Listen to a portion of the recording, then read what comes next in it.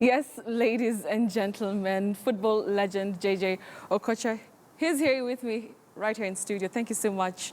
I want to know what you're feeling when you see those clips. I saw you smiling. You know, he had this smile like, yeah, that's me. Well, it brought back a lot of good memories. Right. I think it's always important, to put your heart in whatever you're doing, and you could see that I was playing with passion, football used to be my life, and I think I smile whenever I say that I did well, because I really dedicated my life to Right. football, and at the end of the day, it paid off. Jeez, proud of you. Let's talk about a certain clip there. It's the first clip, and I'd want us to play it again. And it's a time that you were scoring against Oliver Kahn. And your coach later on said that, I kept shouting, shoot, shoot, shoot. But you kept, just playing around with the, dribbling and everything. I just want us to see that clip. And I'm thinking, what took you so long to score that? Were you showcasing yourself like, guy, here I am, guys? No, it wasn't planned, All I wanted to do was to score. But whenever I raise my head, I see an opponent in front of me. And of course, I had the composure and the patience to keep the ball. So I kept it until I found the elusive space to shoot. But I think it was a big risk because after the game, our coach told me that had it been I didn't score, as long as he remains the coach of the team, that I will never play again. Yeah, well, how would you have felt after all that? You didn't score. Well, I never thought about You it. don't but, think you didn't think yeah, but about I'm it? a risk taker, If you want to stand out, you have to do something different, something spectacular. And if it works out, then you become a hero. If it doesn't work out, you become a villain. But you have to take also calculative risk. Calculatively. You said that football used to be your life. So what is it that you're doing right now? Because you said it used to be. What is it that you're doing right now? It's because I'm retired now, Right, but I right. do business now, and of course I still do a bit with football, but it's more like giving back. Giving back. And talking about giving back, let's talk about Super Eagles. The time that you were there, they were, the creme de la creme of African football. But right now, that's really not the case. What happened? Well, I think we failed to build on the foundation that we laid, and apart from that, I think the other countries have caught up with us now because football has changed. The gap has been bridged, and that fear factor is no longer there. But I think we're on the right track now. Are We've you? managed to put a young team together now, and things have started looking brighter again. How do you feel that they were not able to get to the Africa Cup of Nations 2 consecutive times? Well, I think we were all disappointed, because to us, Nations Cup is not complete without Nigeria. We know the colorful atmosphere that will bring to the Nations Cup. And of course, it does affect football business in Nigeria. So I think some of us really felt it. Let's go back to your childhood. I was reading about you, and it's very interesting that you started, your football with the, as we call the balls that have plastic papers. Joala is like plastic paper bags, yeah? And you make that makeshift football. And it's the same story with how you started your career. Maybe you could just take us back to that. What took you there? How did you know that I want to take a shot at this game? Well, I think it was obvious to some of us because we grew up in a poor neighborhood, and then there was nothing like PlayStation or computer games. All we had then was football, and that was the only place we could express ourselves, and forget about the hardship that we were going through.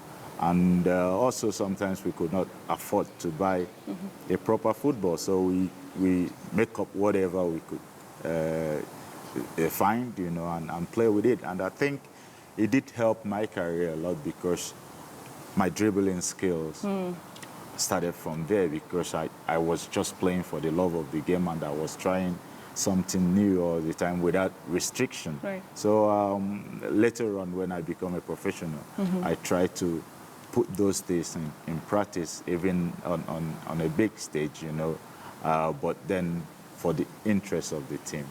Let's talk about the time that you have dual citizenship with Turkey. How did it feel that a country loved you so much, and you're playing for Fenerbahce?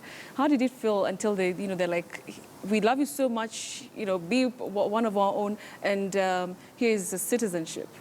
Well, it's amazing, you know. I never realized that one could be loved so much, you know, and I think Really? they broke every rules, you know, and gave it to me after just a year.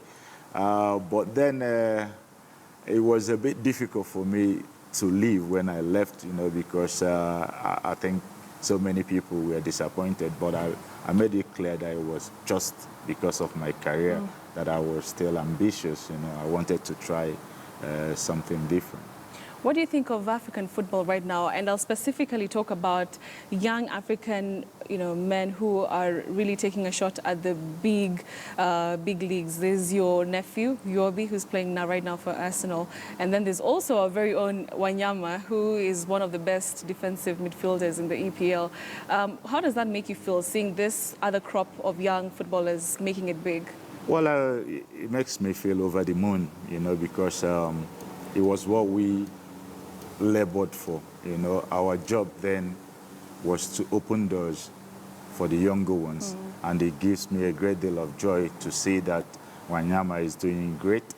But you say what he's doing is not just for Kenyans, it's for Africans, right? Because he's representing Africa whenever he's playing, and of course he will be developed interest at very young age, you know, but he had a good foundation because he was lucky to have been in Europe since when he was 6, and he was scouted at young age. So his foundation, I think, was a lot better than what we had, right? You know. But I'm so delighted that he developed the interest, you know, to play football, and not just that, to decide as well to play for Nigeria.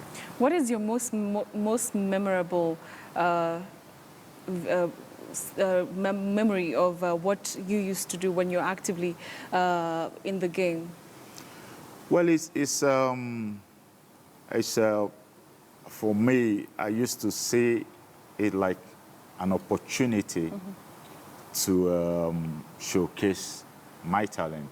And there was also an opportunity for me to eradicate poverty, right? You know, and to build a in great your family, in my family, okay, and also maybe in my community, yeah, I had that motivation whenever I step out there, you know, that I have people that I'm playing for and not just for myself. What impact did that have on your family, like you mentioned, to eradicate poverty? Like you mentioned when we started, you said that you were brought up, in an impoverished kind of environment. So what change were you able to have just by the fact of you being, a player out there making it big? Well, I think we all want to be comfortable. we all want to have a good life, you right, know. And we want to be in a situation whereby we don't have to struggle to put food on our table. And football provided me that opportunity. And of course, it's maybe that's the difference between when I was playing and now, because things are a lot easier now. But then you have to give credit to whoever succeeds in playing football, because it's a very difficult job. And then, are you looking to become a coach? My sports colleagues, Hassan Juma, Abula, were asking, if you could go and coach Super Eagles. Is that something you think about or looking into? Well, not yet. Okay. Because I'm in the opinion that we still need to get the administrative side of the game right. I don't want to be employed and fired the next day. You know, we need to get the office right, Right. to be able to give the coaches a fair ground to function. You know, and I think that's a big problem in Africa. What is the one thing that we do not know about JJ? What is it that you love to do? Of course, not apart from the dribbling and everything. What else don't we know about you? Well, I think I'm an introvert. Really? You know, yeah. You don't sound like an introvert. No, but because of my profession, Okay. you know, I have to come out of my shell, you know, and of course I realized that I need to inspire the young ones, you know. But I love fashion and I love music.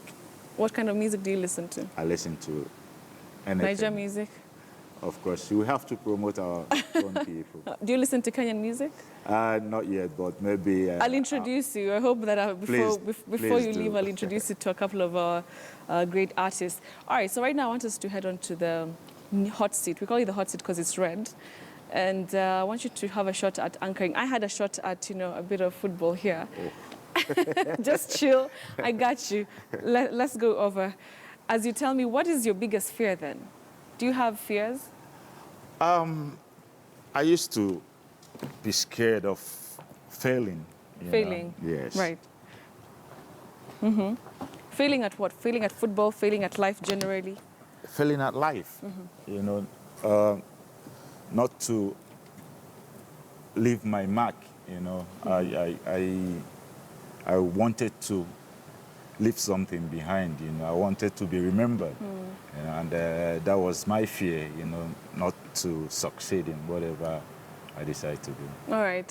So let's see if you'll succeed in this one. Well, Hand over the ball. Yeah, I'll keep this one for you.